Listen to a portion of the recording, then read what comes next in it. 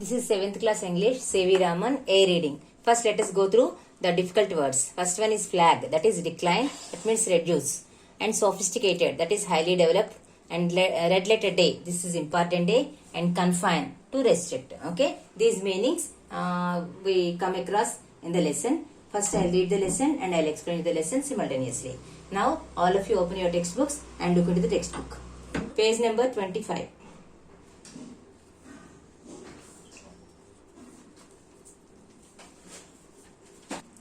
This is about C.V. Raman, the scientist, and here the lesson starts like this. On the busy Bowbazar street in Calcutta, there was an old building. It was the headquarters of the Indian Association for Cultivating Science. In December, on a fine evening in 1927, there was much excitement in one of its laboratories. Chandrasekhar Venkataraman was showing a visitor some of his instruments when a young man, K.S. Krishnan, rushed in and announced, "Professor Compton has won the Nobel Prize." So this happened in Calcutta, Bowbazar, and in the laboratory. And Krishnan has entered into the lab in 1927. Actually, it has happened, and he announced that Professor Compton had got the Nobel Prize. Okay, then Raman was equally delighted. Delighted means happy. Even Raman also felt very happy. "Excellent news," he said, smiling at the visitor, and then he was lost in thought. "But look here, Krishnan," he said, turning to the young man. "If this Compton effect is true of X-rays, it must be true of light too." So he was very much happy because he is also a scientist. At the same time, being a scientist, he felt happy. Not only that, some other reason is also there why he has felt very much delighted. This is because he was doing some research with light, and here he got the Nobel Prize. Compton has got the Nobel Prize for X-rays. Okay, so if Compton's research is true, then definitely it must be true even with the light also, because he was doing experiments with light. So he felt so. Then a few years earlier, A.H. Compton had shown that the nature of X-rays changes when passed through matter. The change was dependent on the kind of matter. This effect was called as the Compton effect. Actually, what is Compton effect? Let us see now. A.H. Compton, he was a scientist, and he showed that X-rays changes their nature when passed through matter. When the X-ray passes through the matter, then definitely the nature of the X-ray will be changed. Okay, that he has proved, and this is called as Compton effect. So what is Compton effect? The nature of X-ray will be changed when it passes through the matter and the kind of matter. Okay, through the matter, if an X-ray passes through the matter, then it changes its nature. Okay, so this is Compton effect. Could light also change its nature when passed through transparent medium? So this was the question raised by Chandrasekhar C.V. Raman. So what he was asking, if X-ray is true, then definitely the light which is passing through all the media here, okay, will it change its nature? This was the question raised by Chandrasekhar. It was the question that Raman asked himself. For 5 years he had been doing research in optics, the science of light. Optics is the science of light. Okay, so he did 5 years research in that, and then no sophisticated equipment was available in his laboratory. Raman was confident that he could find the answer with some modifications in his equipment. So he was returned to his laboratory, but that equipment was not that much highly sophisticated. Highly sophisticated means not highly developed. Okay, very limited, confined equipment was there in the lab. Even then, he was doing the experiments research with that, but he has some confidence that definitely he would do something in light. He would get the result in his research. So that was his confidence, and with very minimum modifications, he did the experiment only with the same equipment. 4 months later, on March 16th, 1928, Raman announced his discovery of radiation, describing the behavior of a beam of light passing through a liquid chemical in the assembly of scientists at Bangalore, now called Bangalore. Okay, so in March 16th, in 1928, he announced his theory, or he announced his research. Actually, what is Raman effect? Raman effect is nothing but when the light passes through a chemical medium which is transparent. The chemical medium should be transparent. When it is transparent without any dust particles, when a light ray passes through that, then there will be a change in the light ray and that will disperse in different directions and shows different colors. Okay, so actually what happened when he went to London, on the way he happened to see an iceberg.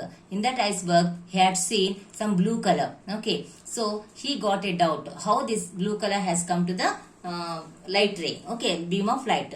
Then he started thinking of that and finally he concluded that when a light ray passes through a medium, especially the chemical medium or a transparent medium, like ice is transparent medium, okay, so when it passes through a transparent medium, definitely it scatters. The light molecules will be scattered. Okay, so this is merely because of the difference in the wavelength. Light has some wavelength. When it enters into the transparent medium, its wavelength will be changed. Because of that, the light molecules will be scattered in the transparent medium. This is the research done by Raman. This is called as Raman effect. Okay, so here he announced that in front of all the scientists. Then the world hailed the discovery as the Raman effect. Okay, so they named it as Raman effect. For scientific research, in his country, it was Red Letter Day. Because this is a Red Letter Day means very important day. Yes, this is very important day in science.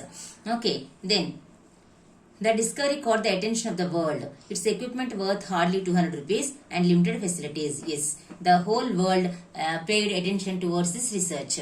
But only 200 rupees he has spent for the modification of the equipment, and the laboratory is also not highly developed, highly sophisticated. Okay, Raman was able to make discovery which won him the Nobel Prize in physics in 1930. So for the same discovery he has got Nobel Prize in 1930. Okay.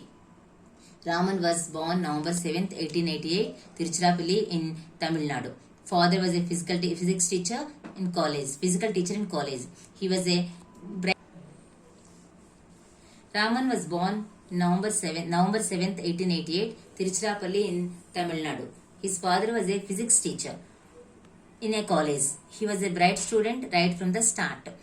Raman passed the matriculation. His parents were keen to send abroad for higher studies, but medical grounds, a British surgeon advised them against, and Raman stayed in the college to do Chennai, in Madras, to do the MA course, Presidency College in Madras, now called as Chennai. Okay, so actually he was born in 1888 on November 7th and in Tiruchirappalli, Tamil Nadu. His father is a physics teacher in a college, and actually he was advised by the parents to go abroad for his research, for the further studies.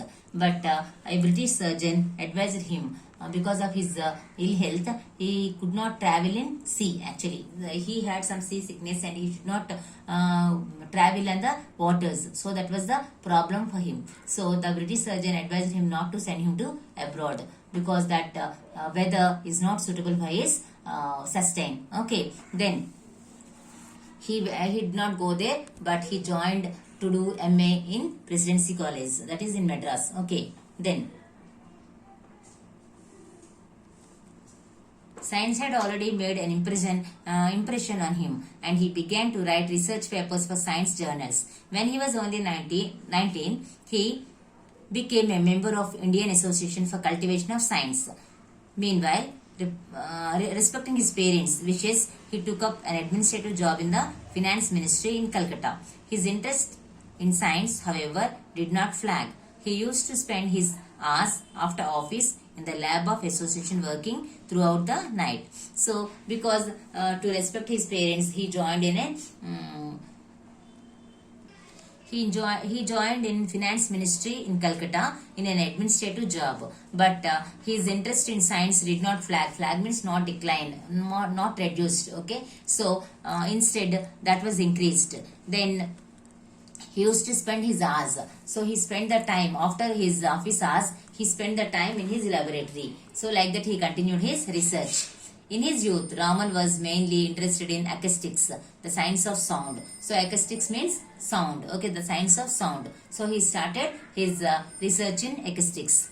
He studied how stringed instruments like the violin and the star and the sitar could produce harmonious music. So he started to research how these stringed instruments, all the viols will be there, no, those are stringed instruments, so like violin and sitar, how they play the music, and this he started research. He was elected to the Royal Society of London in 1924, and the British government made him a Knight of the British Empire in 1929. It was high honor for any great scientist. Yes, this knight is just equal to Sir. Okay, that's why we call him as Sir C.V. Raman. Sir is the respect, the honor given by British government. Okay, and he was elected in the Royal Society of London in 1924. Okay, then his advice to the young scientists was to look at the world around them and not to confine themselves to their laboratories. Yes, he advised all the young scientists that they should come out, because nature is the best teacher. Nature has many secrets, so they can explore the nature, but not confined to the four walls of the laboratory. They have to come out and do the research. Then they get more answers from the nature. So it was his suggestion to the young scientists. Okay, then the essence of science, he said, is independent thinking, hardworking, and not equipment. So what he is telling is the essence of science is not the what is that independent thinking. So you have to think by your own. So don't depend on others. Independent thinking, hardworking. You must have that thought. Then you must implement that. And to approach that goal, you have to do hard work, and then you must have some confidence. Okay, so these three are the secrets for the success, but not the equipment. Okay, you must have confidence, and then you think of yourselves, don't depend on others, and then the equipment doesn't matter. Okay, so the equipment is not needed. In fact, with very less equipment, with some modifications, you can do any research in India itself, in our country itself, with less available sources.